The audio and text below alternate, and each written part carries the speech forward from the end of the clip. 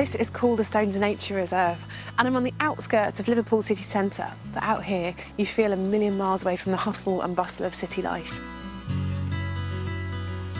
This is a place where the community can reconnect with nature, and just look at this meadow. It's absolutely glorious.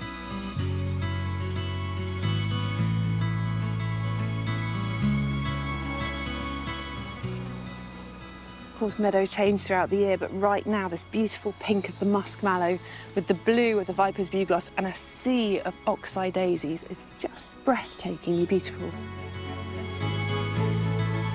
Retired teacher Caroline Williams leads the team of local volunteers that look after this very special place.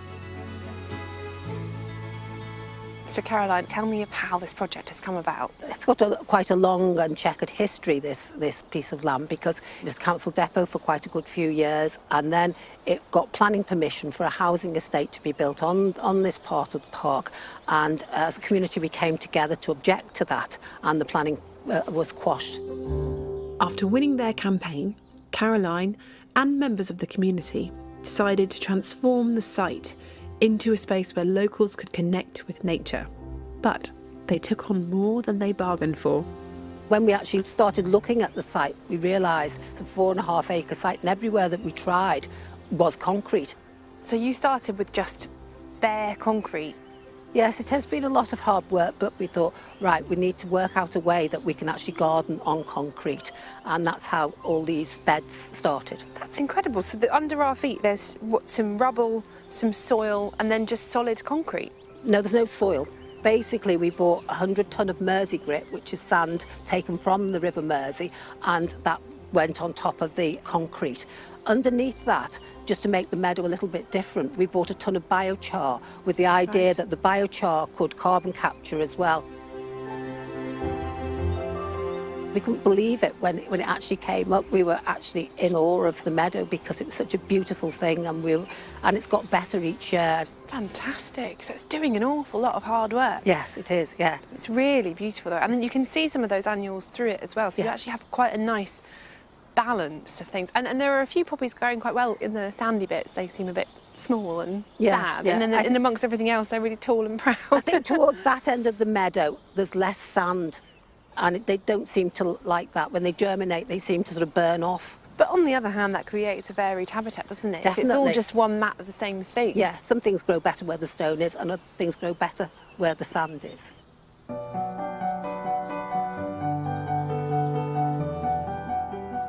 Where the land here changes, it gives you a chance to really see the other species. So there's chamomile, there's poppy, there's plantain, all different things going on. And in that more open habitat, the insects will interact differently. They'll see the plants more easily so they can pollinate them. Lizards can come and bathe in the sun, and it just creates those changes and variations that are actually really important. So if you're creating something like this, creating intentional, different, varying habitats is really good for biodiversity. After the success of the wildflower meadow 3 years ago, the former concrete jungle began to evolve.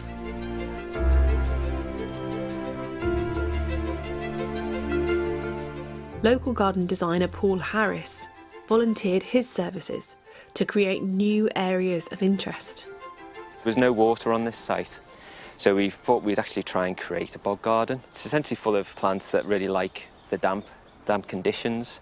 So working without water is obviously a massive challenge, and you have to be pretty sustainable to be able to do it. But is sustainability an important part of what this is all about? Yeah, it's a really big driver. Obviously, when we excavated it, we had all this material, and really where I was interested in is, well, okay, what can we do with that pile? What can we do with the stuff that we took out of the hole? And what did you do with it? Well, we created what's called Table Mountain. It's very stony, it's very sandy.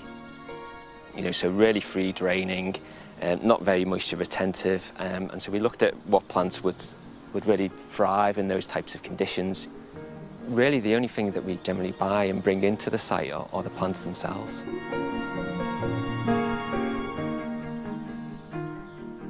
This mound bed gets extremely dry.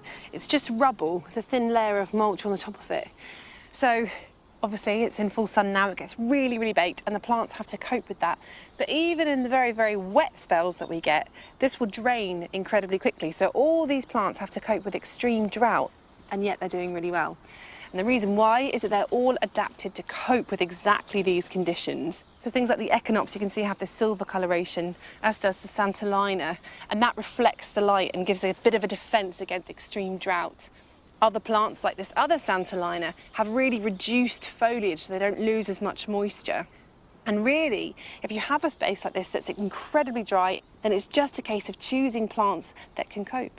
And they are, they're really thriving. Look at the size of the achillea behind me, it's absolutely enormous.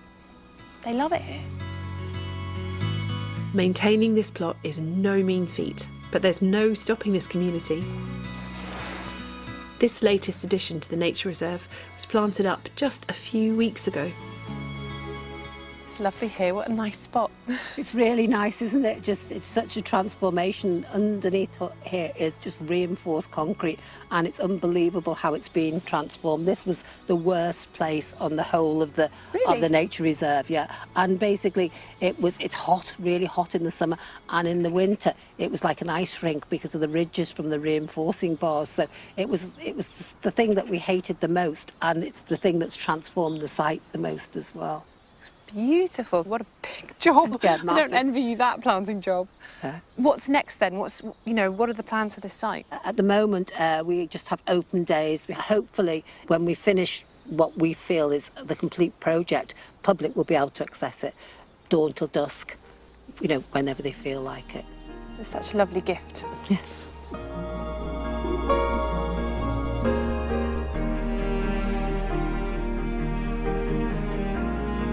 It's really easy to look around and take a space like this for granted, but actually what Caroline and her volunteers have achieved here is enormous. It's such a lot of work has gone into this.